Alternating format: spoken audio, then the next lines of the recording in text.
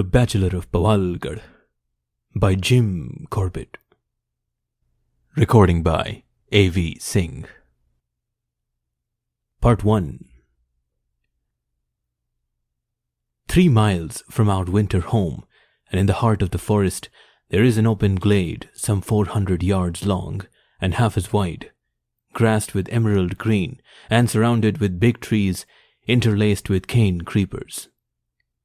It was in this glade, which for beauty has no equal, that I first saw the tiger who was known throughout the United Provinces as the Bachelor of Powalgarh, who from 1920 to 1930 was the most sought-after big game trophy in the province.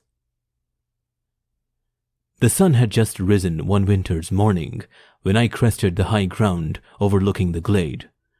On the far side, a score of red jungle fowl were scratching among the dead leaves, bordering a crystal-clear stream, and scattered over the emerald green grass, now sparkling with dew, 50 or more cheetah were feeding. Sitting on a tree stump and smoking, I had been looking at the scene for some time, when the hind nearest to me raised her head, turned in my direction, and called, and a moment later, the bachelor stepped into the open from the thick bushes below me. For a long minute he stood with head held high, surveying the scene, and then, with slow unhurried steps, started to cross the glade. In his rich winter coat, which the newly risen sun was lighting up, he was a magnificent sight, as, with head turning now to the right and now to the left, he walked down the wide lane the deer had made for him. At the stream, he lay down and quenched his thirst, then sprang across, and as he entered the dense tree jungle beyond, called 3 times in acknowledgment of the homage the jungle folk had paid him. For from the time he had entered the glade, every cheetah had called, every jungle fowl had cackled, and every one of a troop of monkeys on the tree had chattered.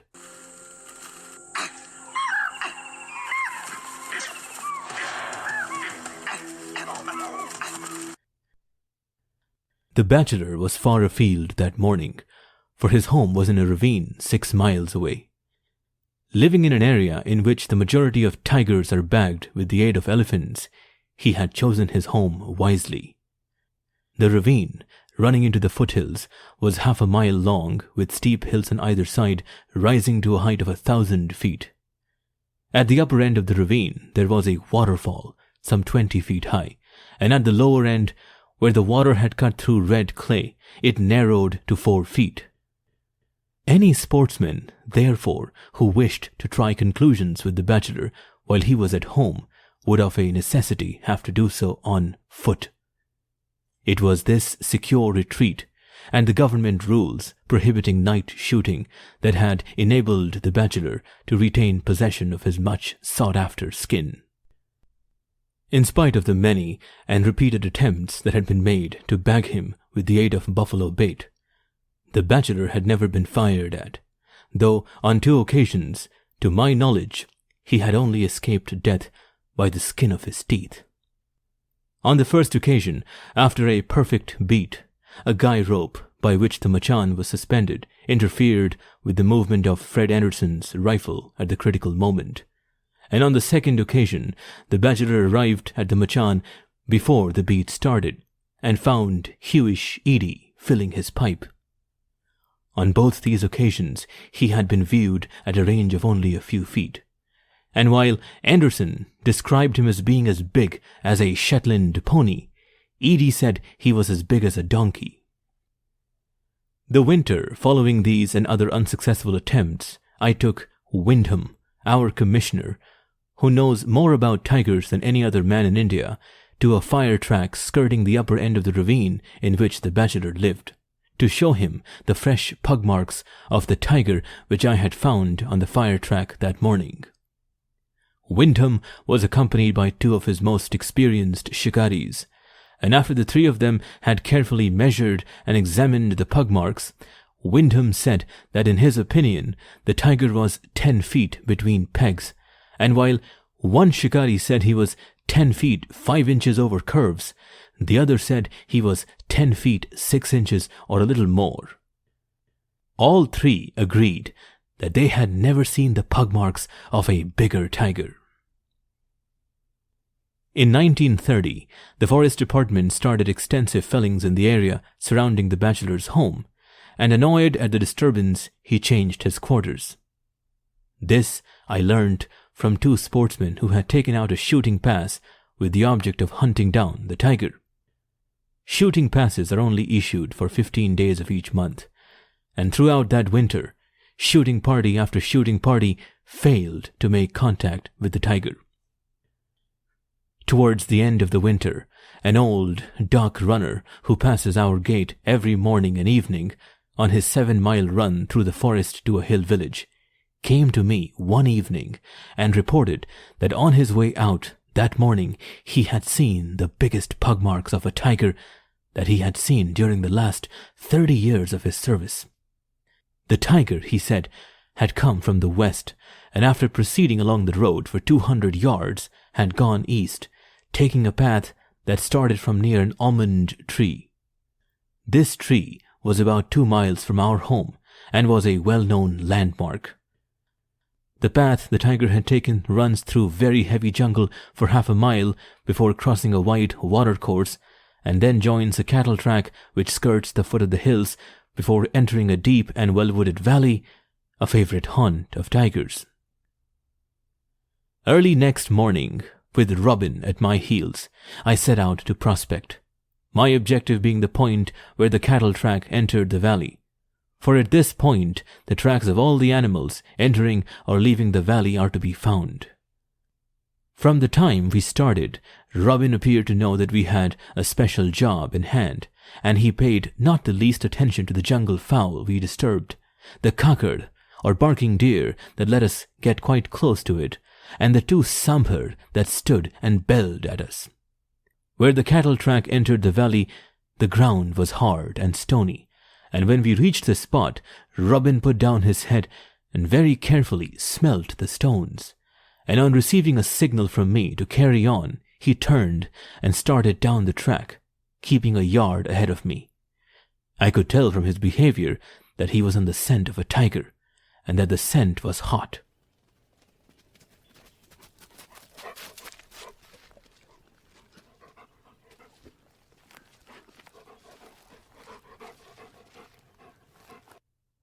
A 100 yards further down, where the track flattens out and runs along the foot of the hill, the ground is soft.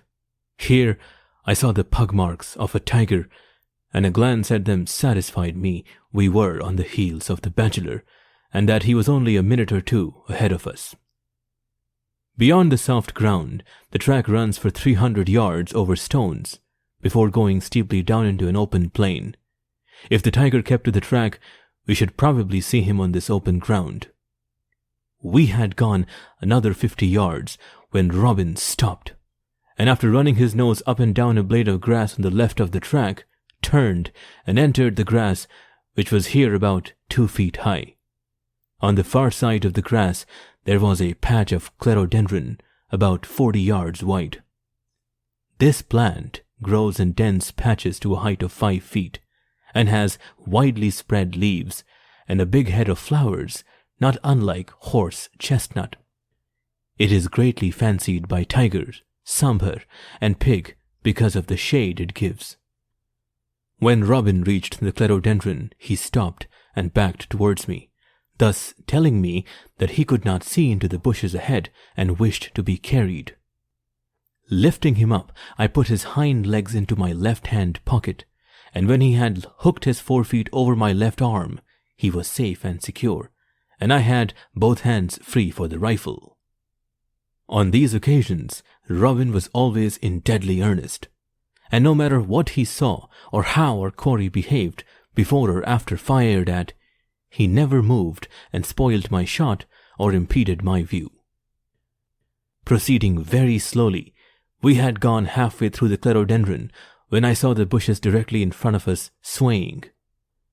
Waiting until the tiger had cleared the bushes, I went forward, expecting to see him in the more or less open jungle, but he was nowhere in sight, and when I put Robin down, he turned to the left and indicated that the tiger had gone into a deep and narrow ravine nearby. This ravine ran to the foot of an isolated hill on which there were caves frequented by tigers, and as I was not armed to deal with the tiger at close quarters, and further, as it was time for breakfast, Robin and I turned and made for home. After breakfast, I returned alone, armed with a heavy .450 rifle, and as I approached the hill, which in the days of the long ago had been used by the local inhabitants as a rallying point against the Gurkha invaders, I heard the boom of a big buffalo bell and a man shouting. These sounds were coming from the top of the hill, which is flat and about half an acre in extent. So I climbed up and saw a man on a tree, striking a dead branch with the head of his axe and shouting, while at the foot of the tree a number of buffaloes were collected. When he saw me, the man called out, saying I had just arrived in time to save him and his buffaloes from a shaitan of a tiger, the size of a camel, that had been threatening them for hours. From his story, I gathered that he had arrived on the hill shortly after Robin and I had left for home, and that as he had started to cut bamboo leaves for his buffaloes, he saw a tiger coming towards him. He shouted to drive the tiger away, as he had done on many previous occasions with other tigers. But instead of going away, this one had started to growl. He took to his heels, followed by his buffaloes, and climbed up the nearest tree. The tiger, paying no heed to his shouts, had then set to pacing round and round, while the buffaloes kept their heads towards it. Probably the tiger had heard me coming, for it had left only a moment before I had arrived. The man was an old friend, who before his quarrel with the headman of his village had done a considerable amount of poaching in these jungles with the headman's gun. He now begged me to conduct both himself and his cattle safely out of the jungle, so telling him to lead on, I followed behind to see that there were no stragglers.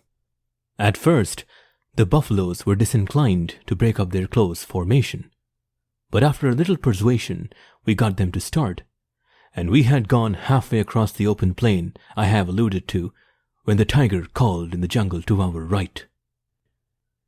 The man quickened his pace, and I urged on the buffaloes, for a mile of very thick jungle lay between us and the wide, open watercourse beyond which lay my friend's village and safety for his buffaloes. I have earned the reputation of being keener on photographing animals than on killing them, and before I left my friend, he begged me to put aside photography for this once and kill the tiger, which he said was big enough to eat a buffalo a day and ruin him in 25 days. I promised to do my best, and turned to retrace my steps to the open plain, to meet with an experience, every detail of which has burned itself deep into my memory.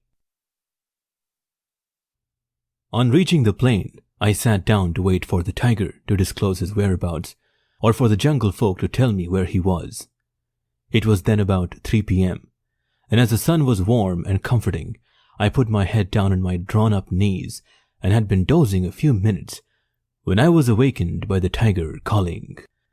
Thereafter, he continued to call at short intervals. Between the plain and the hills, there is a belt, some half-mile wide, of the densest scrub jungle for 100 miles round, and I located the tiger as being on the hills on the far side of the scrub, about 3/4 of a mile from me, and from the way he was calling, it was evident he was in search of a mate. Starting from the upper left-hand corner of the plain, and close to where I was sitting, an old cart track, used some years previously for extracting timber, ran in an almost direct line to where the tiger was calling. This track would take me in the direction of the calling animal, but on the hills was high grass, and without Robin to help me, there would be little chance of my seeing him. So, instead of my going to look for the tiger, I decided he should come and look for me. I was too far away for him to hear me, so I sprinted up the cart track for a few 100 yards, laid down my rifle, climbed to the top of a high tree, and called 3 times. I was immediately answered by the tiger. After climbing down, I ran back, calling as I went, and arrived on the plain without having found a suitable place in which to sit and await the tiger. Something would have to be done, and done in a hurry, for the tiger was rapidly coming nearer. So, after rejecting a little hollow which I found to be full of black, stinking water, I lay down flat in the open, 20 yards from where the track entered the scrub. From this point, I had a clear view up the track for 50 yards to where a bush leaning over it impeded my further view. If the tiger came down the track, as I expected him to, I decided to fire at him as soon as he cleared the obstruction. After opening the rifle to make quite sure it was loaded, I threw off the safety catch, and with elbows comfortably resting on the soft ground, waited for the tiger to appear. I had not called since I came out on the plain, so to give him direction, I now gave a low call, which he immediately answered from a distance of 100 yards. If he came on at his usual pace, I judged he would clear the obstruction in 30 seconds. I counted this number very slowly and went on counting up to 80, when out of the corner of my eye, I saw a movement to my right front where the bushes approached to within 10 yards of me. Turning my eyes in that direction, I saw a great head projecting above the bushes, which here were about 4 feet high. The tiger was only a foot or two inside the bushes, but all I could see of him was his head. As I very slowly swung the point of the rifle round and ran my eyes along the sights, I noticed that his head was not quite square onto me, and as I was firing up and he was looking down, I aimed an inch below his right eye, pressed the trigger, and for the next half hour nearly died of fright. Instead of dropping dead, as I expected him to, the tiger went straight up into the air above the bushes for his full length, falling backwards onto a tree a foot thick, which had been blown down in a storm and was still green. With unbelievable fury, he attacked this tree and tore it to bits, emitting as he did so roar upon roar, and what was even worse, a dreadful, blood-curdling sound as though he was savaging his worst enemy. The branches of the tree tossed about as though struck by a tornado, while the bushes on my side shook and bulged out, and every moment I expected to have him on top of me, for he had been looking at me when I fired and knew where I was. Too frightened even to recharge the rifle for fear the slight movement and sound should attract the attention of the tiger, I lay and sweated for half an hour with my finger on the left trigger. At last, the branches of the tree and the bushes ceased waving about, and the roaring became less frequent, and eventually, to my great relief, ceased. For another half hour, I lay perfectly still, with arms cramped by the weight of the heavy rifle, and then started to pull myself backwards with my toes. After progressing for 30 yards in this manner, I got to my feet, and crouching low, made for the welcome shelter of the nearest tree. Here I remained for some minutes, and as all was now silent, I turned and made for home. Part 2. Next morning, I returned, accompanied by one of my men, an expert tree climber. I had noticed the previous evening that there was a tree growing on the edge of the open ground, and about 40 yards from where the tiger had fallen. We approached this tree very cautiously, and I stood behind it while the man climbed to the top. After a long and a careful scrutiny, he looked down and shook his head, and when he rejoined me onto the ground, he told me that the bushes over a big area had been flattened down, but that the tiger was not in sight. I sent him back to his perch on the tree, with instructions to keep a sharp lookout and warn me if he saw any movement in the bushes, and went forward to have a look at the spot where the tiger had raged. He had raged to some purpose, for in addition to tearing branches and great strips of wood off the tree, he had torn up several bushes by the roots and bitten down others. Blood in profusion was sprinkled everywhere, and on the ground were 2 congealed pools, near one of which was lying a bit of bone 2 inches square, which I found on examination to be part of the tiger's skull. No blood trail led away from this spot, and this, combined with 2 pools of blood, was proof that the tiger was still here when I left, and that the precautions I had taken the previous evening had been very necessary. For when I started on my getaway, I was only 10 yards from the most dangerous animal in the world, a freshly wounded tiger. On circling round the spot, I found a small smear of blood here and there on leaves that had brushed against his face. Noting that these indications of the tiger's passage led in a direct line to a giant simul tree 200 yards away, I went back and climbed the tree my man was on in order to get a bird's eye view of the ground I should have to go over, for I had a very uneasy feeling that I should find him alive. A tiger shot in the head can live for days and can even recover from the wound. True, this tiger had a bit of his skull missing, and as I had never dealt with an animal in his condition before, I did not know whether he was likely to live for a few hours or days or live on to die of old age. For this reason, I decided to treat him as an ordinary wounded tiger and not to take any avoidable risks when following him up. From my elevated position on the tree, I saw that a little to the left of the line to the simul tree, there were 2 trees, the nearer one 30 yards from where the blood was, and the other 50 yards further on. Leaving my man on the tree, I climbed down, picked up my rifle and a shotgun and a bag of 100 cartridges, and very cautiously approached the nearer tree and climbed up to it to a height of 30 feet, pulling the rifle and gun, which I had tied to one end of a strong cord, up after me. After fixing the rifle in a fork of the tree, where it would be handy if needed, I started to spray the bushes with small shot, yard by yard, up to the foot of the second tree. I did this with the object of locating the tiger, assuming he was alive and in that area. For a wounded tiger, on hearing a shot fired close to him or on being struck by a pellet, will either growl or charge. Receiving no indication of the tiger's presence, I went to the second tree and sprayed the bushes to within a few yards of the simul tree, firing the last shot at the tree itself. After this last shot, I thought I heard a low growl, but it was not repeated and I put it down to my imagination. My bag of cartridges was now empty, so after recovering my man, I called it a day and went home. When I returned next morning, I found my friend, the buffalo man, feeding his buffaloes on the plain. He appeared to be very much relieved to see me, and the reason for this I learned later. The grass was still wet with dew, but we found a dry spot and there sat down to have a smoke and relate our experiences.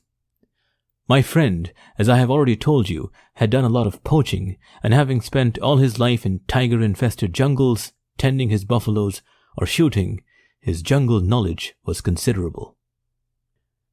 After I had left him that day at the wide, open watercourse, he had crossed to the far side and sat down to listen for sounds coming from the direction in which I had gone. He had heard 2 tigers calling. He had heard my shot, followed by the continuous roaring of a tiger, and very naturally concluded I had wounded one of the tigers and that it had killed me. On his return next morning to the same spot, he had been greatly mystified by hearing 100 shots fired, and this morning, not being able to contain his curiosity any longer, he had come to see what had happened. Attracted by the smell of blood, his buffaloes had shown him where the tiger had fallen, and he had seen the patches of dry blood and had found the bit of bone. No animal, in his opinion, could possibly live for more than a few hours after having a bit of its skull blown away, and so sure was he that the tiger was dead that he offered to take his buffaloes into the jungle and find it for me. I had heard of this method of recovering tigers with the help of buffaloes, but had never tried it myself, and after my friend had agreed to accepting compensation for any damage to his cattle, I accepted his offer. Rounding up the buffaloes, 25 in number, and keeping to the line I had sprinkled with shot the previous day, we made for the simol tree, followed by the buffaloes. Our progress was slow, for not only had we to move the chin-high bushes with our hands to see where to put our feet, but we also had frequently to check a very natural tendency on the part of the buffaloes to stray. As we approached the simol tree, where the bushes were lighter, I saw a little hollow filled with dead leaves that had been pressed flat, and on which were several patches of blood, some dry, others in process of congealing, and one quite fresh. And when I put my hand to the ground, I found it was warm. Incredible as it may appear, the tiger had lain in this hollow the previous day while I had expended 100 cartridges, and had only moved off when he saw us and the buffaloes approaching. The buffaloes had now found the blood, and were pawing up the ground and snorting, and as the prospect of being caught between a charging tiger and angry buffaloes did not appeal to me, I took hold of my friend's arm, turned him round, and made for the open plain, followed by the buffaloes. When we were back on safe ground, I told the man to go home, and said I would return next day and deal with the tiger alone. The path through the jungles I had taken each day when coming from and going home ran for some distance over soft ground, and on this soft ground, on this fourth day, I saw the pug marks of a big male tiger. By following these pug marks, I found the tiger had entered the dense brushwood 100 yards to the right of the simol tree. Here was an unexpected complication, for if I now saw a tiger in this jungle, I should not know, unless I got a very close look at it, whether it was the wounded or the unwounded one. However, this contingency would have to be dealt with when met, and in the meantime worrying would not help, so I entered the bushes and made for the hollow at the foot of the simol tree. There was no blood trail to follow, so I zigzagged through the bushes, into which it was impossible to see further than a few inches for an hour or more, until I came to a 10-foot wide dry watercourse. Before stepping down into this watercourse, I looked up it and saw the left hind leg and tail of a tiger. The tiger was standing perfectly still, with its body and head hidden by a tree, and only this one leg was visible. I raised the rifle to my shoulder and then lowered it. To have broken the leg would have been easy, for the tiger was only 10 yards away, and it would have been the right thing to do if its owner was the wounded animal. But there were 2 tigers in this area, and to have broken the leg of the wrong one would have doubled my difficulties, which were already considerable. Presently the leg was withdrawn, and I heard the tiger moving away, and going to the spot where he had been standing, I found a few drops of blood. Too late now to regret not having broken that leg. A quarter of a mile further on there was a little stream, and it was possible that the tiger, now recovering from his wound, was making for this stream, with the object of intercepting him, or failing that, waiting for him at the water. I took a game path, which I knew went to the stream, and had proceeded along it for some distance when a sambhar belled to my left, and went dashing off through the jungle.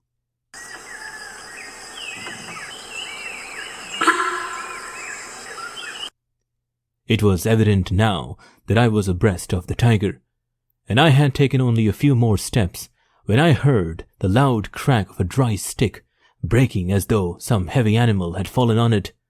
The sound had come from a distance of 50 yards, and from the exact spot where the sambhar had belled. The sambhar had in unmistakable tones warned the jungle folk of the presence of a tiger, and the stick, therefore, could only have been broken by the same animal. So getting down on my hands and knees, I started to crawl in the direction from which the sound had come. The bushes here were from 6 to 8 feet high, with dense foliage on the upper branches, and very few leaves on the stems, so that I could see through them for a distance of 10 to 15 feet.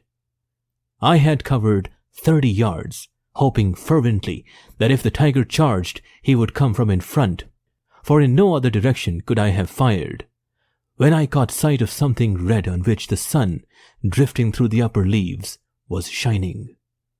It might only be a bunch of dead leaves. On the other hand, it also might be the tiger. I could get a better view of this object from 2 yards to the right, so, lowering my head until my chin touched the ground, I crawled this distance with belly to the ground, and on raising my head, saw the tiger in front of me.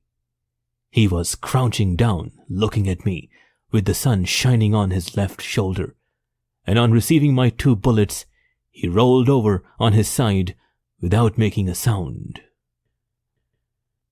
As I stood over him and ran my eyes over his magnificent proportions, it was not necessary to examine the pads of his feet to know that before me lay the Bachelor of Powalgarh.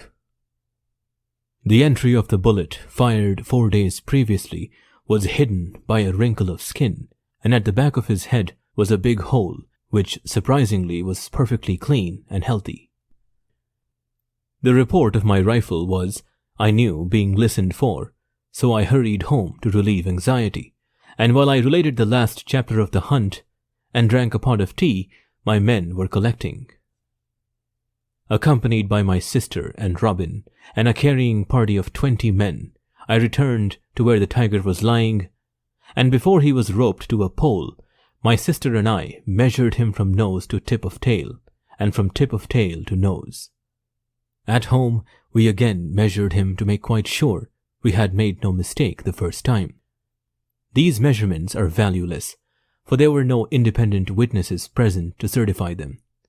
They are, however, interesting as showing the accuracy with which experienced woodsmen can judge the length of a tiger from his pug marks. Wyndham, you will remember, said the tiger was 10 feet between pegs, which would give roughly 10 feet 6 inches over curves, and while one shikari said he was 10 feet 5 inches over curves, the other said he was 10 feet 6 inches or a little more. Shot 7 years after these estimates were made, my sister and I measured the tiger as being 10 feet 7 inches over curves. I have told the story at some length, as I feel sure that those who hunted the tiger between 1920 and 1930 will be interested to know how the Bachelor of Powalgarh met his end. The end.